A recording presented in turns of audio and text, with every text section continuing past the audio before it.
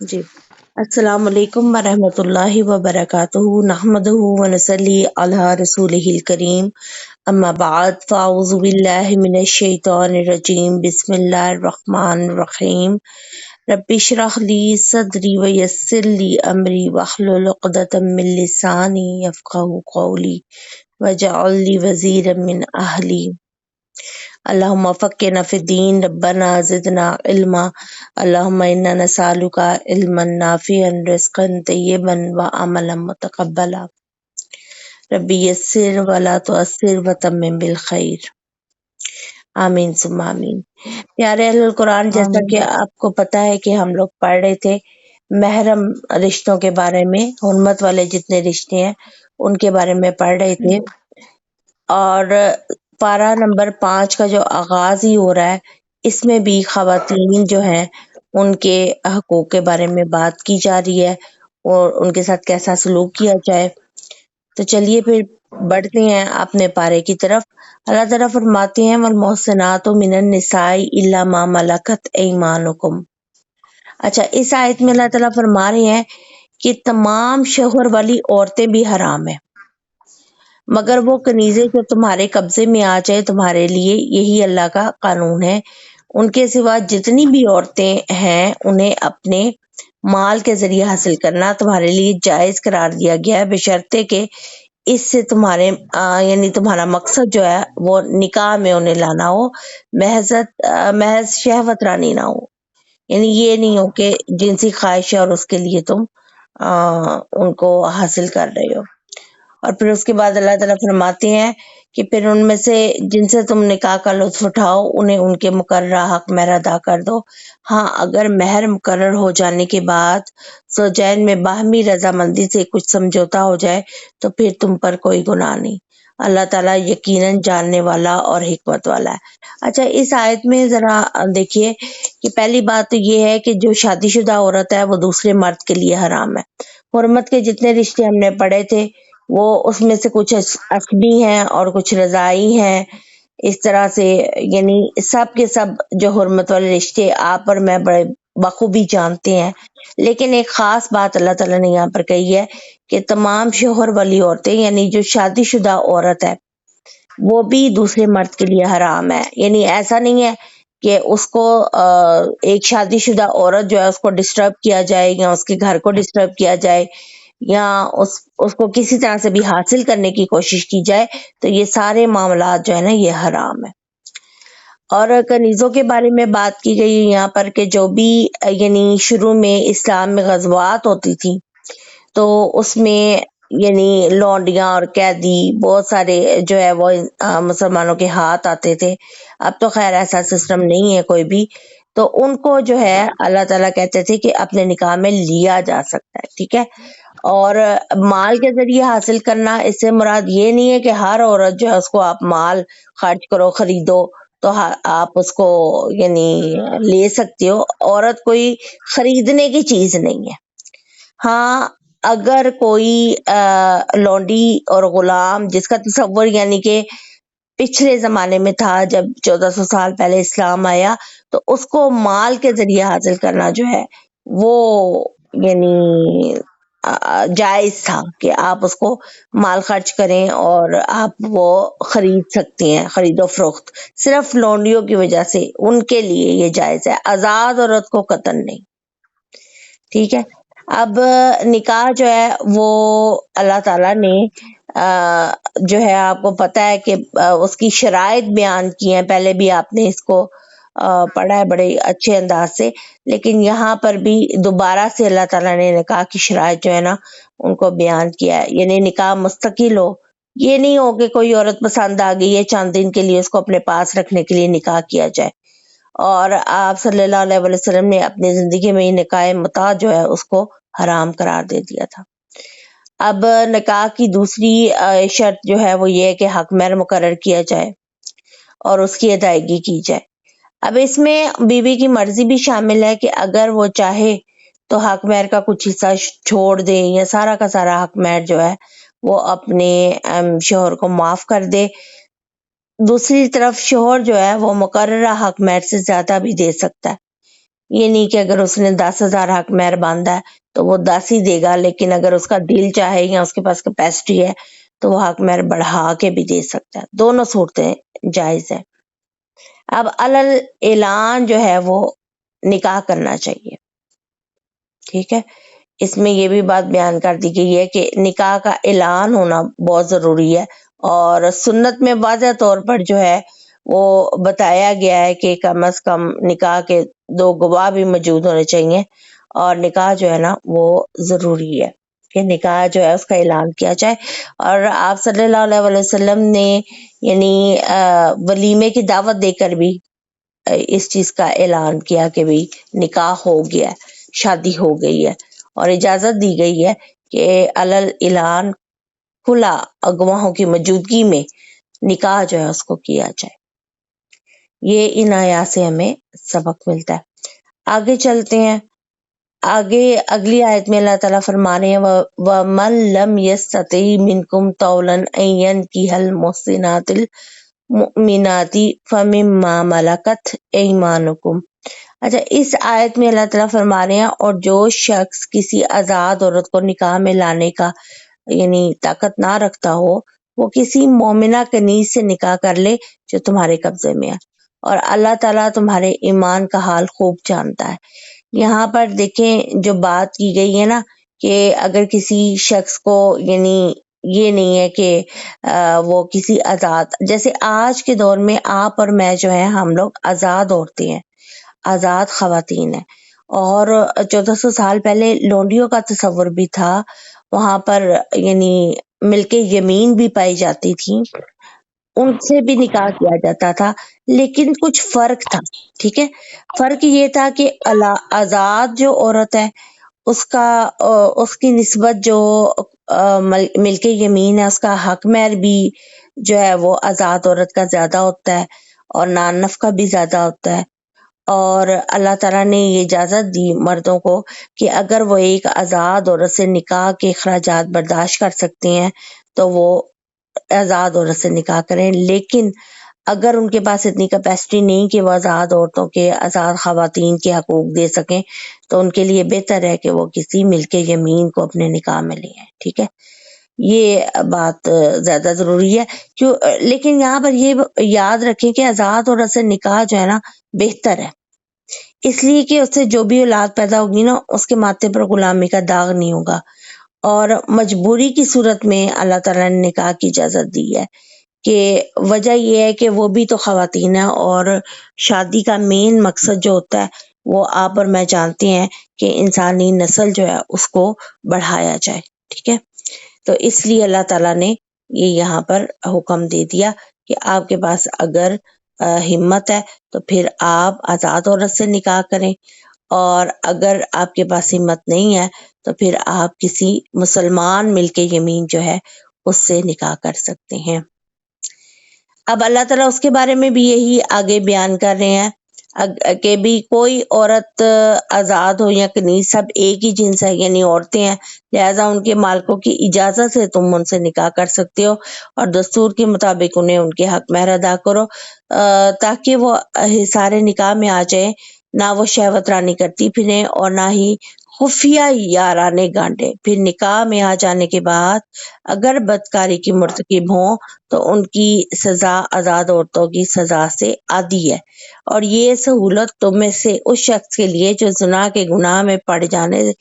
سے ڈرتا ہو، اور اگر تم صبر و ضبط سے کام لو تو یہ تمہارے لیے بہتر ہے، اور اللہ تعالیٰ بہت زیادہ بخشنے والا اور رحم کرنے والا ہے. اچھا، یہاں پر ایک بات یاد رکھیے کہ محسنات کا جو ترجمہ ہے نا یہاں پر آزاد عورتیں بھی اور شادی شدہ عورتیں بھی ہیں. ٹھیک ہے، جن سے یعنی ایسی شادی شدہ عورتیں کہ جو طلاق یافتہ ہو سکتی ہیں یا ان کے شوہر فوت ہو گئے ہیں اور ان سے پھر نکاح کی اجازت دی جا رہی ہے. ٹھیک ہے، اس میں آپ دیکھیں کہ اللہ تعالیٰ نے ایک چیز بیان کی ہے کہ عورتوں کے حق مہر آپ نے ادا کرنے ہیں، چاہے وہ ملک یمین سے اگر آپ نکاح کرتے ہیں. جس بھی ملک یمین سے ہم بستری ہو جاتی ہے نا، اس کو دوسرے نے کسی اور کے حرم میں داخل نہیں کیا جا سکتا. ٹھیک ہے، جو بھی لونڈی ہے اگر اس کا مالک اس کے ساتھ اپنے جسمانی تعلقات قائم کرتا ہے تو اس لونڈی کو وہ اگلے مالک کو نہیں دے سکتا، وہ اس کے حرم میں ہی رہے گی، ٹھیک ہے۔ اور ایک بات اور یاد رکھیں کہ اللہ تعالیٰ نے یہاں پر جو بھی شادی شدہ یا غیر شادی شدہ عورتیں ہیں اگر بدکاری کرتی ہیں، خفیہ دوستیاں بناتی ہیں، یعنی آج کل تو یہ دیکھیں نا بہت زیادہ وبا پھیل چکی ہے، یہ بیماری اخلاقی کہ جہاں بھی آپ دیکھیں کچھ تو اس میں میں صاف سیدھا کہوں گی کہ یہ جو آزادی ملی ہے موبائل وغیرہ یوز کرنے کی، اس میں کئی خواتین جو ہے شادی شدہ خواتین بھی جو ہیں وہ بگڑ رہی ہیں اور وہ خفیہ یارانے یعنی دوستیاں ایسی بناتی ہیں، خفیہ دوستیاں جو کہ صرف یعنی جن سے گفتگو بھی جنسی کی جاتی ہے۔ اور پھر اسلام میں محرم اور نامحرم کا تصور اسی لیے پیش کیا گیا کہ نامحرم عورتوں کے ساتھ دوستیاں نہ گانڈی جائیں، اور جو ہے وہ انسان اپنی عصمت و عزت کی حفاظت کرے، لیکن معاملہ بالکل برعکس ہو رہا ہے آج کے دور میں۔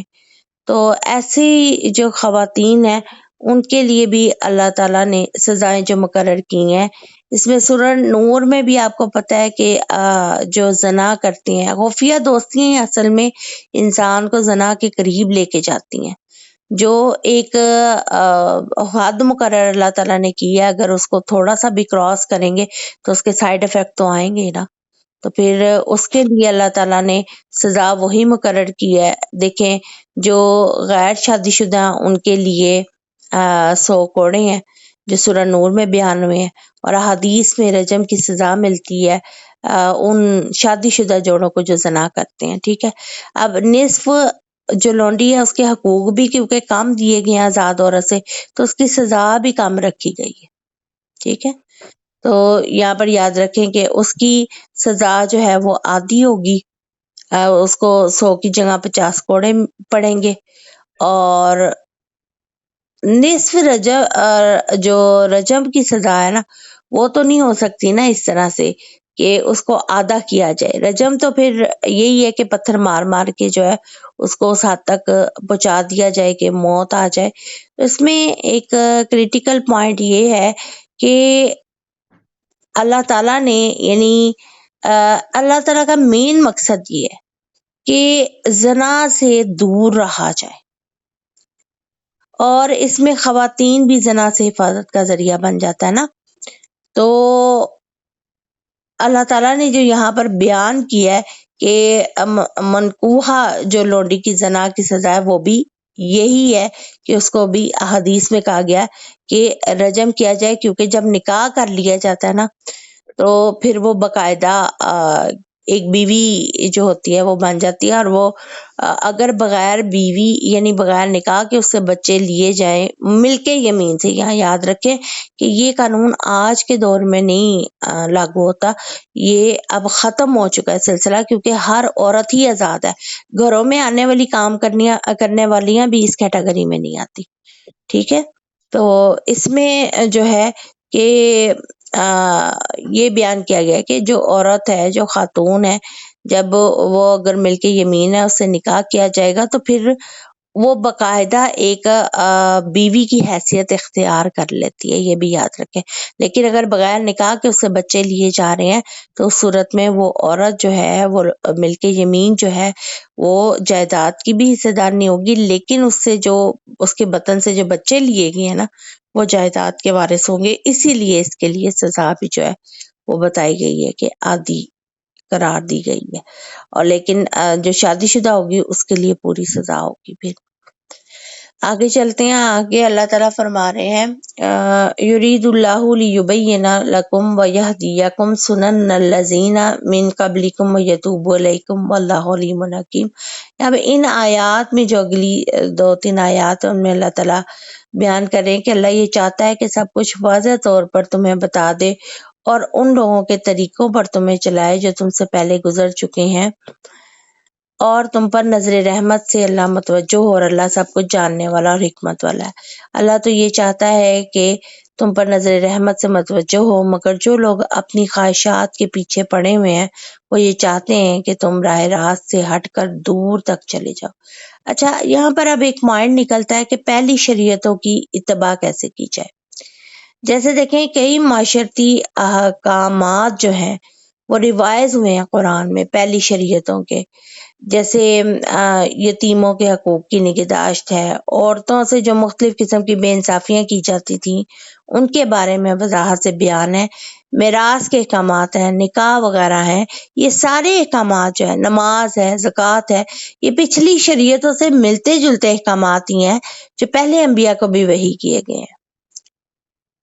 ہمیں اس پر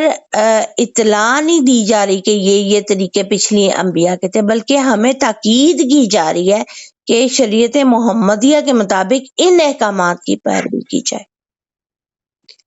اور اللہ تعالیٰ اپنی مہربانی سے جاہلیت سے نکال کر جو لوگ گمراہ ہو گئے تھے پچھلی شریعتوں میں بھی، ان سے اس ساری سچویشن سے نکال کر اللہ تعالیٰ جو ہے وہ صالحین کے طریقہ زندگی کی طرف ہماری رہنمائی کر رہا ہے۔ جیسے آپ نے اور میں نے تورات میں پیچھے جب ہم سورہ آل عمران پڑھ رہے تھے تو ہم نے پڑھا تھا کہ تو اللہ تعالیٰ نے تورات میں بھی جو بیان کی ہے رجم کی سزا زنا والے کے لیے، اسی چیز کو آپ صلی اللہ علیہ وسلم نے حدیث کے ذریعے جو ہے وہ کنٹینیو رکھا، جو شادی شدہ مرد اور عورت جو ہے وہ زنا کرے تو۔ پھر اللہ تعالیٰ اگلی آیت میں فرماتے ہیں یرید اللہ ان یخفف عنکم وخلق الانسان ضعیفا۔ اب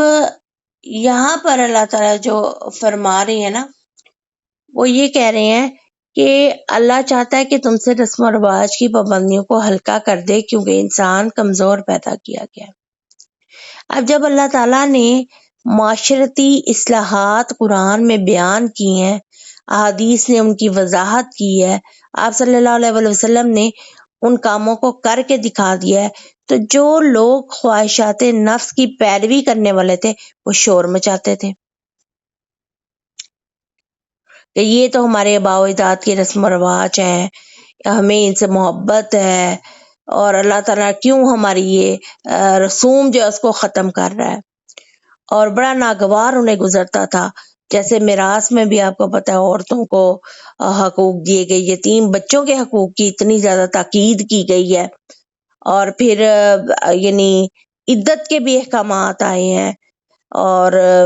پھر عورت کو دیکھیں ہر قسم کی زیادتی سے نجات دلا کر اللہ تعالیٰ نے ایک بڑا خوبصورت مقام عطا کیا۔ تو اب کیا ہے کہ ان ساری معاشرتی اصلاحات پر مخالفین جو تھے وہ شور مچا رہے تھے کہ یہ کیا ہے کہ دین تو ہمارے زندگیوں میں داخل ہو رہا ہے اور ہمیں ڈسٹرب کر رہا ہے۔ تو دین جو ہے وہ ہماری زندگیوں کو سنوارنے کے لیے آیا ہے، اللہ تعالیٰ نے اس کو اتارا ہے۔ دیکھیں آج بھی وہی کچھ ہے جو 1400 سال پہلے مخالفت کرتے تھے لوگ، آج بھی ایسے ہی مخالفت کرتے ہیں دینی اصلاحات کی، جو اللہ تعالیٰ نے معاشرتی طور پہ قوانین بنائے ہیں ان پر۔ اور لبرل قسم کا جو طبقہ ہے وہ کہتا ہے جی اپنا اپنا دین رکھو، اپنی نماز پڑھو، اپنا قرآن پڑھو، اور دنیا زندگی سے دین کا کوئی تعلق نہیں، حالانکہ یہ کانسیپٹ بالکل غلط ہے، ایسا بالکل نہیں ہے۔ اللہ تعالیٰ نے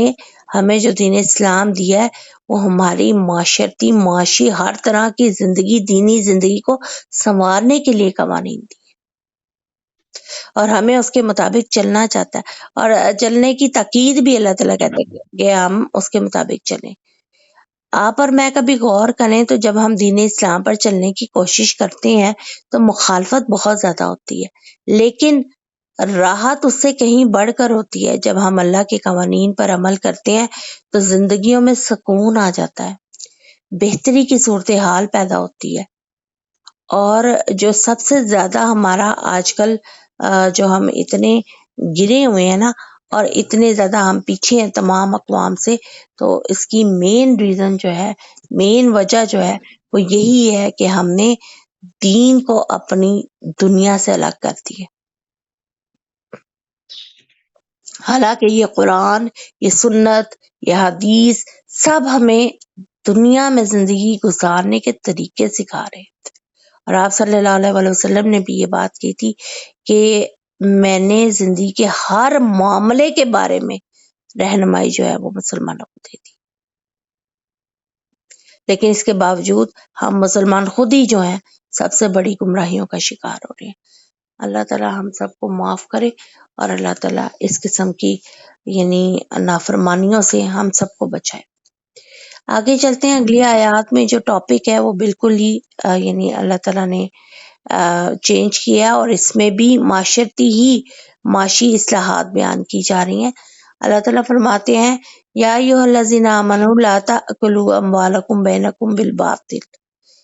اچھا اس میں آپ لوگ دیکھیں پہلے بھی پڑھ چکے ہیں قرآن میں. ہم نے اب تک ماشاءاللہ سے جتنی صورتیں پڑھی ہیں یہ چوتھی صورت ہے قرآن کی کہ بھی باطل طریقے سے مال جو ہے نا اس کو کھانے سے منع کیا گیا. یہاں پہ تاکید کی جا رہی ہے. یہ کتنا بڑا گناہ ہے, گناہ کبیرہ ہے. اللہ تعالیٰ فرماتے ہیں ایمان والو آپس میں ایک دوسرے کے مال باطل طریقے سے نہ کھاؤ. درست صورت یہ ہے کہ باہمی رضامندی سے آپس میں لین دین ہو اور اپنے آپ کو قتل نہ کرو. بلا شبہ اللہ تم پر نہایت مہربان ہے. اب یہ کیا بات آ گئی یہاں پر؟ سب سے پہلے باطل طریقے دیکھ لیں. باطل طریقے یہ ہیں کہ جس سے شریعت نے سارے ذرائع آمدنی جن کو حرام قرار دی ہے. اس کی کئی صورتیں ہیں, یا چند ایک میں آپ کو بتا دیتی ہوں, جس میں ہر وہ کام جس سے دوسری کا مالی نقصان ہو, جیسے چوری, ڈکا, غصب کرنا, غبن مارنا دوسرے کے مال پر. پھر سود ہے. سود کی مختلف صورتیں جو ہیں وہ آپ پڑھ چکے ہیں پیچھے بڑی ڈیٹیل سے. پھر ایسا مال کہ جس میں پروفٹ آتا ہو اور نقصان یعنی تھوڑی سی محنت سے زیادہ مال آتا ہو. اور ان میں ہے جوا, لاٹری, سٹے بازی, بیمہ پالیسی وغیرہ یہ چیزیں. اور پھر لین دین جس سے ایک فریق کا یقینی فائدہ ہو جائے اور دوسرے فریق کا یقینی نقصان ہو جائے, جس میں یہ معاملات میں یہ شرط پائی جاتی ہو. دھوکے کا احتمال ہو جس میں. پھر یعنی اب ایسی تجارت جس میں خریدار کو دھوکہ دینے کی کوشش کی جائے. مثلا کئی لوگ اپنے جانور کے عیب, اپنے مال کے عیب چھپا لیتے ہیں, ناپ تول میں کمی کرتے ہیں, پھر دوسرے کو پھنسانے کے لیے بولیاں بڑھ چڑھ کے لگاتے ہیں. اور پھر ایسی کمائی جو کہ حرام چیزوں سے, جن کی جو اشیاء اللہ نے حرام قرار دی ہیں ان کی خرید و فروخت سے وہ حاصل کی جائے. مثلا جیسے شراب کی تجارت کرنا, جوے خانے چلانا, مردار گوشت وغیرہ بیچنا, یہ ساری چیزیں یعنی ایسے باطل طریقوں سے جو مال کمایا جاتا ہے, جن کی چند صورتیں میں نے آپ کو بتائی ہیں. اگر آپ اپنے ارد گرد نظر دوڑائیں گے تو بہت ساری آپ کو ایسی صورتیں نظر آئیں گی. اب اللہ تعالیٰ نے کہا درست یہ ہے کہ باہمی رضامندی سے آپس میں لین دین ہو. اب یہ دیکھیں کہ اس میں کئی لوگ یہ بات کہتے ہیں کہ جی باہمی رضامندی تو سود میں بھی ہو جاتی ہے, جوے میں بھی ہو جاتی ہے, رشوت میں بھی ہو جاتی ہے. ایسا نہیں ہے, اس میں نقصان زیادہ ہوتا ہے اور یہ اللہ نے حرام قرار دی ہے. ٹھیک ہے, اب سود جو ہے آپ نے قرض ہی لینا ہے نا, آپ کو اگر بغیر سود کے قرض مل رہا ہے تو آپ وہاں سے لیں. پھر جوا وغیرہ کھیلنا جو ہے اس میں بھی ہارنے کا خطرہ بہت زیادہ ہوتا ہے. اس طرح کی چیزیں جو ہے یہ شامل ہے. اللہ تعالیٰ ہم سب کو معاف کرے. اچھا ایک اور چیز جو اس کے آیت کے آخر میں اللہ تعالیٰ نے بیان کیا, اور اپنے آپ کو قتل نہ کرو. اس جملے کے نا 3 مطلب ہیں کہ اس کو یا تو سابقہ مضمون سے ریلیٹ کیا جائے, یعنی اس کا مطلب یہ کہ باطل طریقوں سے دوسروں کا مال ہضم کر کے اپنے آپ کو ہلاک نہ کیا جائے. اور اگر اس کے علاوہ دوسرا ایک اور مطلب سمجھا جائے تو یعنی ایک دوسرے کو قتل نہ کرو، یعنی ناحق قتل نہ کرو، جو حقوق العباد میں سب سے بڑا گناہ ہے۔ میرے پاس جاؤ۔ پلیز کلاس اپنے مائک جو ہے نا وہ میوٹ رکھیں۔ دیا کھائے گی دیا؟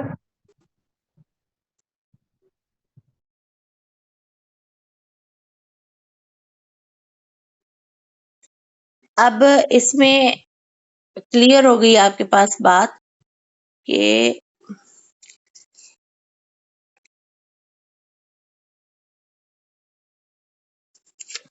جی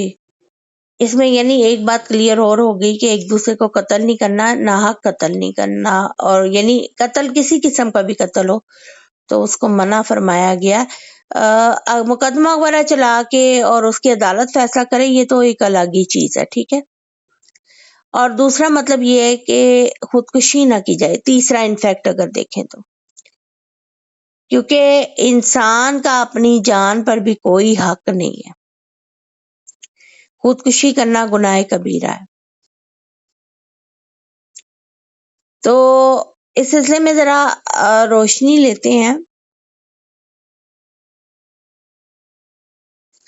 کہ حسن بصری رحمت اللہ جو ہے نا وہ فرماتے ہیں کہ تم میں سے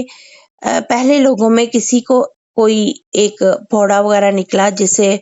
جب اسے تکلیف ہوتی تھی نا تو اس نے اپنے ترکش سے ایک تیر نکالا اور پھوڑے کو چیر دیا، اور پھر اسے خون نہیں بند ہوا یہاں تک کہ وہ مر گیا، تب اللہ نے فرمایا کہ میں نے تم پر جنت کو حرام کر دیا۔ اور یہ حدیث بیان کرنے کے بعد حسن جو ہے نا، حسن بصری، انہوں نے اپنا مسجد کی طرف یعنی ہاتھ بڑھایا اور کہا کہ اللہ کی قسم مجھ سے یہ حدیث جندم بن عبداللہ نے بیان کی جو آپ صلی اللہ علیہ وآلہ وسلم کی اس مسجد میں ہے، اور یہ مسلم کی حدیث ہے، کتاب الایمان سے ہے۔ یعنی اس کی سزا جو ہے وہ دوزخ ہے۔ اب اللہ تعالیٰ اگلی آیات میں فرما رہے ہیں، اور جو شخص از راہ ظلم زیادتی ایسے کام کرے گا ہم جلدی اسے دوزخ میں ڈال دیں گے، اور اللہ کے لیے بہت آسان ہے۔ جن بڑے بڑے گناہوں کے کاموں سے تمہیں منع کیا گیا ہے اگر تم ان سے بچتے رہے تو ہم تمہاری چھوٹی چھوٹی برائیوں کو تم سے تمہارے حساب سے یعنی ختم کر دیں گے، محو کر دیں گے، اور تمہیں عزت کی جگہ داخل کر دیں گے۔ یہ وہی اللہ تعالیٰ نے بیان دوبارہ کیا ہے کہ جتنے بھی گناہ کبیرہ ان سے بچ جائے اور صغیرہ اللہ تعالیٰ دور کر دیتا ہے، اور نیکیاں جتنی طاقت ہے اتنی کی جائیں۔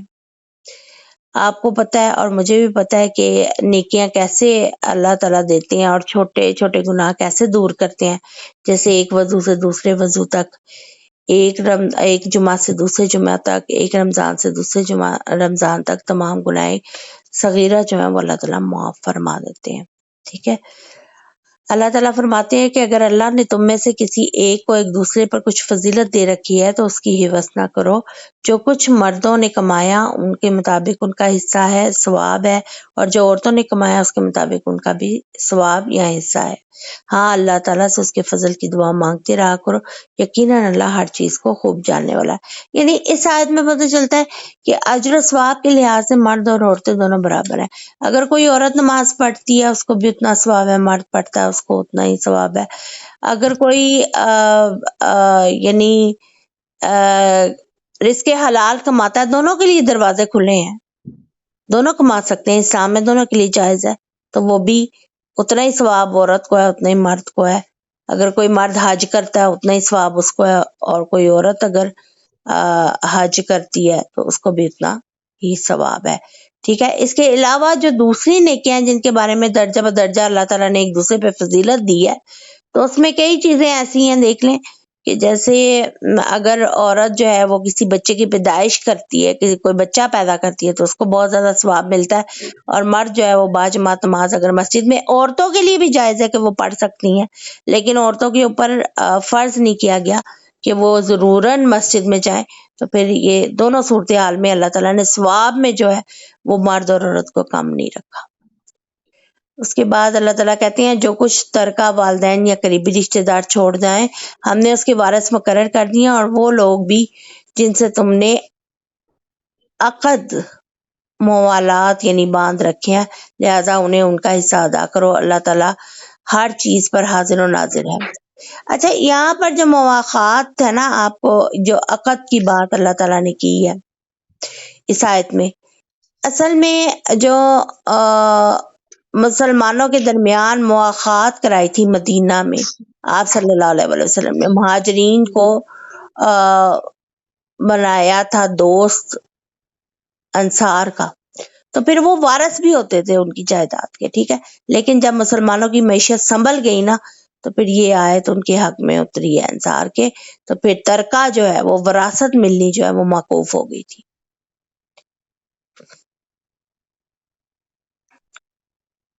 یہ بات جو اللہ تعالیٰ نے یہاں پر وضاحت کی ہے۔ اب آج کے دور میں کیا ہے؟ آج کے دور میں یہ ہے کہ جن سے قسم کھا کر دوستی، مدد اور خیر خواہی کا عہد دیا جائے، ان کے لیے ترکہ نہیں انسان دے سکتا۔ ترکہ یعنی وراثت صرف انہی کو دے سکتا ہے جن کے حق اللہ نے مقرر کیے۔ البتہ وصیت کا حکم باقی کر دیا اللہ تعالیٰ نے کہ اگر کوئی وصیت کرتا ہے اپنے 1/3 مال کی تو وہ کر سکتا ہے، ٹھیک ہے، یہ اللہ نے دوبارہ بیان کر دیا۔ اب ایک بڑی اہم آیت آ رہی ہے جس کے بارے میں بڑا ہمارے ہاں نا ہوتا ہے، بڑے بڑے لحاظ سے اس کی تشریح کی جاتی ہے، ذرا سنیے۔ تفسیر بڑی خوبصورت خوبصورت بیان کی جاتی ہے، کئی بار عورتیں اور کئی بار مرد، زیادہ تر مردوں کی طرف سے ہی آتی ہے۔ الرجال قوامون علی النساء، ذرا غور سے سنیے۔ مرد عورتوں کے جملہ معاملات کے ذمہ دار اور منتظم ہے، اس لیے کہ اللہ نے ایک اور دوسرے پر فضیلت دے رکھی ہے، اور اس لیے بھی کہ وہ اپنا مال خرچ کرتے ہیں۔ لہذا نیک عورتیں وہ ہیں جو شوہروں کی فرما بردار اور ان کی عدم موجودگی میں اللہ کی حفاظت و نگرانی میں ان کے حقوق یعنی مال اور آبرو کی حفاظت کرنے والی ہوں گی، ٹھیک ہے۔ پہلے ذرا اتنا سمجھ لیتے ہیں، اس کے بعد آگے آیت میں چلیں گے۔ سب سے پہلی بات یہ ہے کہ مرد قوامون ہے، یعنی یہاں پر کیا، قوامون عام طور پر بڑا طاقتور کا میننگ بھی ٹھیک ہے جی، صحیح ہے، بڑے ہیں یہ بھی صحیح ہے، لیکن وجہ کیا ہے یہ تو نہیں دے دیا۔ اس کا مطلب جو اکثر علماء تشریح کرتے ہیں، تفسیر بیان کرتے ہیں، وہ یہ کرتے ہیں کہ اتنی طاقت یعنی مرد کو دے دی گئی ہے کہ عورت بھیڑ بکری بنا دی گئی ہے، یا اس کی یعنی اتنے تابع کہ اس کے حقوق ہی سلب کر لیتے ہیں کئی لوگ۔ ایسا نہیں ہے، مرد طاقتور ضرور ہیں، اللہ تعالیٰ نے ان کو فزیک کے لحاظ سے، جسمانی لحاظ سے بھی طاقتور پیدا کیا ہے، پہلی بات تو یہ بھی ہو سکتی ہے۔ لیکن ایک اہم بات جس کی وجہ سے ان کے درجے بلند ہیں عورتوں سے، وہ کس بات سے ہیں کہ ان کو ایڈیشنل ذمہ داریاں دی گئی ہیں، بہت زیادہ عورتوں کی نسبت بہت زیادہ اضافی ذمہ داریاں دی گئی ہیں مردوں کو۔ جس کو اضافی ذمہ داریاں ملتی ہیں، جس نے زیادہ کام کرنا ہوتا ہے، اس کو پھر رتبہ بھی بڑا ملتا ہے، اختیارات زیادہ دیے جاتے ہیں۔ لیکن وہ اختیارات کس لیے دیے جاتے ہیں کہ جو ان کی رعیت ہے ان اختیارات کو وہ ان کی بہتری کے لیے استعمال کرے، یہ ہے اس آیت کا مطلب۔ یعنی 1% جو ایڈیشنل ذمہ داری اللہ تعالیٰ نے مردوں کے ذمہ لگائی ہے، اسی لیے ان کو فوقیت حاصل ہے۔ اور وہ 1% کیا ہے ذمہ داری؟ ایک تو مرد جو ہے وہ اپنا مال جو ہے وہ کما کے لائیں گے، عورتوں کو تو بالکل معاشی فکروں سے اللہ نے آزاد کر دیا، کمانا نہیں ہے، آپ کے خرچے جو ہیں آپ کے مرد پورے کرے گا۔ ہاں اگر کوئی عورت تجارت کرنا چاہتی ہے، کوئی یعنی آج کل ڈاکٹرز کی ضرورت ہوتی ہے، انجینئرز، خواتین، کئی فیلڈ ایسے ہیں جہاں پہ خواتین کو خواتین کی ضرورت ہوتی ہے، تو اسلام قدامت پرست نہیں ہے، اسلام ان کو اجازت دیتا ہے کہ آپ کریں۔ لیکن آپ یہ دیکھیں کہ مرد جو ہے جو بھی کمائے گا وہ ذمہ دار ہے کہ وہ اپنی بیوی بچوں کا نان نفقہ پورا کرے گا، ان کو ہر طرح کی ہر سہولت اپنی کیپیسٹی کے اندر رہتے ہوئے دے گا۔ لیکن اگر عورت کمائے گی تو وہ اپنا پیسہ جو ہے وہ صرف اپنے پاس رکھ سکتی ہے، اس پر مرد کا کوئی حق نہیں ہے، ٹھیک ہو گیا نا، اس پر مرد کا کوئی حق نہیں ہے۔ اس لیے جو مردوں کی ہے وہ ایک ایڈیشنل ذمہ داری ہے، اس لیے انہیں اللہ تعالیٰ نے قوامون کہا ہے، یہاں پر وہ نگرانی کرتے ہیں خواتین کی، ٹھیک ہے، اور وہ ان کو بچاتے ہیں معاشرے کی گرم اور سرد سے۔ ایسے نہیں کہ اپنے بیوی بچوں کو جو ہے وہ ادھر آگے بھیڑ بکریوں کی طرح پھینک دیتے ہیں، ٹھیک ہے، معاشرے کے آگے ان کی حفاظت کرتے ہیں، ان پہ خرچ کرتے ہیں، ان کی ضروریات کا خیال رکھتے ہیں، اس لیے مرد جو ہیں وہ ایک درجہ بڑے ہیں اور ان کو برتری حاصل ہے۔ اور اللہ تعالیٰ نے یہاں پر بھی جو کہا ہے کہ عورتوں کے معاملات میں وہ ذمہ دار ہیں، منتظم ہیں، اس لیے اللہ نے ان پر دوسرے پر فضیلت دی ہے۔ اس کو آپ اچھی طرح سے سمجھ لیں۔ اب اللہ تعالیٰ نے عورتوں کی بھی ذمہ داری ساتھ ہی بیان کر دی ہے کہ نیک عورتیں وہ ہیں جو فرما بردار ہوں گی شوہروں کی، ان کے عدم موجودگی میں اللہ کی یعنی اللہ کی حفاظت و نگرانی میں تمام حقوق جو ہیں یعنی مال اور آبرو کی حفاظت کرنے والی ہوں گی۔ یہ بات کیا ہے اس میں؟ یہ کہ عورت کو اللہ تعالیٰ نے ساتھ ہی کہہ دیا کہ وہ شوہروں کی فرما بردار کیوں ہوں گی۔ دیکھیں کوئی ادارہ چلانے کے لیے اس کے فالو کرنے والے بھی چاہیے۔ گھر ایک ادارہ ہے، اس میں اگر حکمرانی مرد کی اللہ تعالیٰ نے رکھی ہے، یعنی آپ دیکھیں آج بھی میں ہوں، آپ ہیں، جتنی بھی ہم لوگ یعنی کوئی بھی بات ہے، کوئی بھی چیز ہے، ہر گھر جو ہے ایک اصول کے تحت چلتا ہے، اور وہ اصول جو ہیں وہ مردوں نے بنائے ہوتے ہیں اپنے گھر کو بہتر طریقے سے چلانے کے، ٹھیک ہے، اس کو فالو کرتے ہیں۔ کون کرتا ہے؟ میں اور آپ،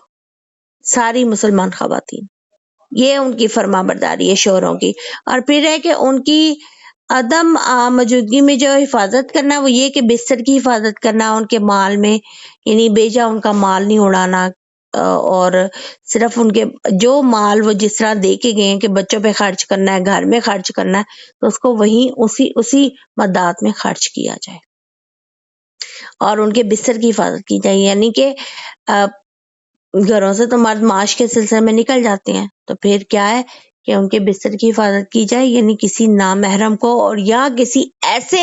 شخص کو گھر میں آنے کی اجازت نہ دی جائے جسے شوہر پسند نہیں کرتا، ٹھیک ہے۔ اب یہ بات کرنے کے بعد اللہ تعالیٰ نے اسی آیت میں آگے فرمایا، اور جن بیویوں سے تمہیں سرکشی کا اندیشہ ہو انہیں سمجھاؤ، اگر نہ سمجھیں تو انہیں خوابگاہوں میں الگ چھوڑ دو، پھر بھی نہ سمجھیں تو انہیں مارو۔ اچھا، یہ مار جو ہے نا، اس کا لفظ بھی بڑا کیش کیا جاتا ہے، اس کی بھی ابھی وضاحت پڑھتے ہیں۔ پھر اگر وہ تمہاری بات قبول کر لیں تو خام خواہ ان پر زیادتی کے بہانے تلاش نہ کرو، یقیناً اللہ بلند مرتبے والا اور بڑی شان والا ہے۔ یہاں پر دیکھ لیں اللہ تعالیٰ نے یہاں پر ہمیں فرما دیا ہے کہ سرکشی کرنے والی جو عورت ہے نا، جس کے سرکشی، اب سرکش کون ہوتا ہے؟ سرکش وہ ہوتا ہے جو کوئی بھی کہنا نہ مانے، ضدی ہو جائے، ٹھیک ہے۔ اور پھر پہلے ہی اللہ تعالیٰ نے یہاں پر بات بیان کی ہے کہ مال اور آبرو کی حفاظت کرنے والی ہوں۔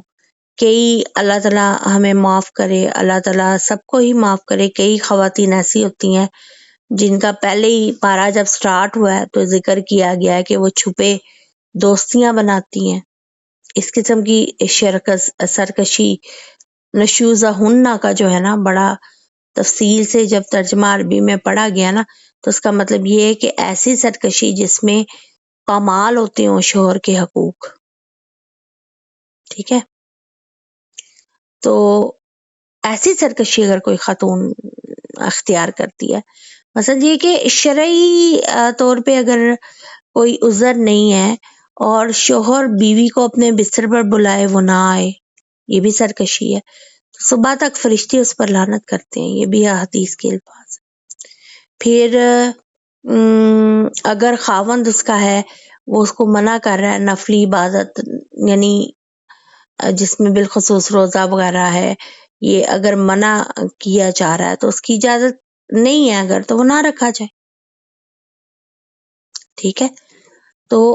اللہ تعالیٰ نے اس صورت میں فرمایا کہ اگر وہ اس طرح کریں تو پھر ان کو اپنی خوابگاہوں میں الگ کر دو، یعنی ان کو سمجھانے کے لیے بستر الگ کر دو۔ یہ پہلی سٹیج ہے کہ آپ اگر ان کو دیکھ رہے ہیں کہ وہ سرکشی اختیار کر رہی ہیں، ہر بات میں ہی آپ کا کہنا نہیں مان رہی ہیں، اور گھر کا نظام بھی درہم برہم ہو رہا ہے۔ دیکھیں مین مقصد تو یہی ہے نا کہ سکون، میاں بیوی سکون سے رہیں گھر میں اور ایک دوسرے سے سکون حاصل کریں اور احسن طریقے سے انتظام چلے۔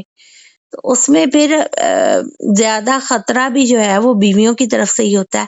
کیونکہ وہ اس قسم کا رویہ اختیار کر لیتی ہیں۔ شوہروں میں تو بڑا سٹیمنا ہوتا ہے ماشاءاللہ، لیکن کئی جگہ شوہر بھی ایسے ہوتے ہیں، اللہ تعالیٰ ان کو بھی نیک ہدایت دے، ان کے لیے اور پھر آپشن ہے، اور چیزیں جو اللہ تعالیٰ نے بیان کیا، وہ ایک الگ ٹاپک ہے، انشاءاللہ وہ جب آئے گا اس پر بھی ڈسکشن کریں گے۔ تو یہاں پر ایسی خواتین کی بات کی جا رہی ہے جو سرکش ہیں، جو کہنا نہیں مان رہی ہیں، اس اور کہنا ماننے میں بھی اب یہ نہیں ہے کہ کسی عورت نے کھانا نہیں پکایا تو کہ جی یہ سرکش ہے، آج اس نے روٹی نہیں پکائی ہے، آج یہ سرکش ہے، آج اس کے بستر کے ساتھ میں نے اپنا بستر الگ کرنا ہے، اور پھر میں نے اگر یہ اب بھی نہیں مان رہی تو میں نے اس کی پٹائی کرنی ہے۔ اب پٹائی میں بھی لوگ دھنک کے رکھ دیتے ہیں، اور کافی علماء حضرات جو ہیں وہ اس کی تفسیر یہ بیان کرتے ہیں جی مارنے کا، چہرے پہ نہ مارو تو وہ پورا جسم جو ہے اس پہ نیل ڈال دیتے ہیں مرد حضرات۔ اللہ سے مردوں کو نیک ہدایت دے۔ صرف جو سنت میں ہے وہ اشارہ ہے، مسواک کے اشارے سے انہیں منع کیا جائے، یعنی وہ بھی اشارہ ہی ہے، مارنے کا تصور نہیں ہے۔ بیوی کوئی جانور تھوڑی ہے، اللہ نے جب برابر حقوق، اللہ نے پہلے کہہ دیا ہے کہ برابر ہے مرد اور عورت، تو پھر کئی ایسی خواتین ہوتی ہیں جن کی طرف سے یہ خطرہ ہوتا ہے کہ وہ سرکشی میں زنا اختیار کریں گی، تو پھر ان کے لیے بھی بستر الگ کرنا ہے، اور انہیں بھی مارنا نہیں ہے، دھنکنا نہیں ہے۔ مارنے سے مراد اشارہ، وَضْرِبُوهُنَّ جو ہے نا، یہ لفظ جو ہے نا، اس کی تفسیر بڑی دور تک جاتی ہے، ٹھیک ہے۔ اللہ تعالیٰ پھر کہتے ہیں پھر اگر وہ تمہاری بات قبول کر لیں تو پھر خام خواہ ان پر زیادتیاں نہیں کرنی۔ اس سلسلے میں آپ دیکھ لیں کہ آپ صلی اللہ علیہ وسلم نے آخری خطبے میں بھی یعنی یہ بات بیان کی ہے کہ جو بیویاں ہیں اور جو غلام ہیں وہ اللہ کی امانت ہیں تمہارے پاس، ٹھیک ہے، اور ان کے بارے میں ڈرو اللہ سے، وہ امانت ہے اللہ کی۔ آپ صلی اللہ علیہ وسلم نے فرمایا کہ خبردار عورتوں کے ساتھ نیک سلوک کرو، اس کی وصیت کو قبول کرو، وہ تمہارے پاس صرف تمہارے لیے مخصوص ہیں، اس کے سوا تم ان کے لیے کچھ بھی مالک نہیں، وجہ اس کے کہ وہ کھلی بے حیائی کریں، اگر وہ ایسا کریں تو تم انہیں اپنے بستروں میں سے علیحدہ کر سکتے ہو، اور اس طرح سے یعنی کہ ان کو تنبیہ کر سکتے ہو کہ انہیں چوٹ نہ آئے۔ چوٹ دیکھیں آپ تو اگر ہلکی سی ایک انگلی بھی کسی کو لگائیں گے تو چوٹ آ ہی جائے گی نا، اثر ہوگا، تو اس لیے اشارتاً منع کیا گیا کہ اشارے سے بس سمجھائیں، اس کو ڈرائیں تھوڑا سا بس۔ بیوی کو مارو نہیں، نہ اسے برا بھلا کہو، اور نہ ہی اسے چھوڑ دو، یعنی گھر سے نہیں نکالنا ہے۔ ہاں تھوڑے عرصے کے لیے اگر ناراضگی ہو گئی ہے، کچھ تھوڑے ایسے معاملات ہیں جو ذرا جیسے گھر کا نظام بگڑ رہا ہے، گھر کا نظام بگڑنے سے بھی مراد یہ ہے کہ مرد کا ذہنی سکون بگڑ رہا ہے اگر، تو پھر وہ علیحدہ سلا سکتے ہیں، ادروائز یہ بھی اللہ تعالیٰ نے یعنی منع فرمایا ہے، بیویوں کو اپنے ساتھ ہی سلانا ہے، جیسا خود کھانا ہے ویسا کھلانا ہے، ٹھیک ہے۔ اللہ تعالیٰ کے نبی صلی اللہ علیہ وسلم نے فرمایا تم میں سے کوئی اپنی بیوی کو یوں نہ مارے جیسے اپنے غلام کو مارتے ہو، پھر دن کے آخر میں اس سے جمع بھی کرے۔ اللہ تعالیٰ معاف کرے، ہر شوہر کو اللہ نیک ہدایت دے۔ پھر اگر آپس میں لڑائی ہو جاتی ہے، کوئی ایسا مسئلہ زیادہ بگڑ جاتا ہے، تو اس کے بارے میں بھی اللہ تعالیٰ نے یہاں پر بیان کیا ہے کہ اگر تمہیں زوجین کے باہمی تعلقات سے بگڑ جانے کا خدشہ ہو تو ایک ثالث مرد کے خاندان سے اور ایک عورت کے خاندان سے مقرر کرو، اگر وہ دونوں صلح چاہتے ہیں تو اللہ تعالیٰ ان میں موافقت پیدا کر دے گا، اور اللہ یقیناً سب کچھ جاننے والا اور باخبر ہے۔ اس میں بھی یہی ہے کہ اگر اتنی بات بیڈ روم سے زیادہ آگے بات بڑھ گئی ہے، یعنی گزارا ممکن نہیں ہے، یا بیوی سمجھ نہیں رہی یا شوہر سمجھ نہیں رہا، دونوں صورتحال میں دونوں خاندانوں کے بڑے بیٹھ کے سمجھا دیں میاں بیوی کو، اگر وہ سمجھ جائیں، اگر وہ اپنے گھر کو بہتر ٹریک پہ لے آئیں، کیونکہ اللہ تعالیٰ کو پسند ہی نہیں ہے کہ گھر جو ہے وہ ٹوٹے، تو پھر صلح کر دیں تو اللہ تعالیٰ بھی ان میں برکتیں، رحمتیں اور فائدے جو ان میں رکھ دے گا، آپس میں پیار پیدا کر دے گا اللہ تعالیٰ۔ پھر اللہ تعالیٰ آگے فرماتے ہیں اور اللہ کی عبادت کرو، اس کے ساتھ کسی کو شریک نہ ٹھہراؤ، والدین سے اچھا سلوک کرو، نیز قریبی رشتہ داروں سے، اور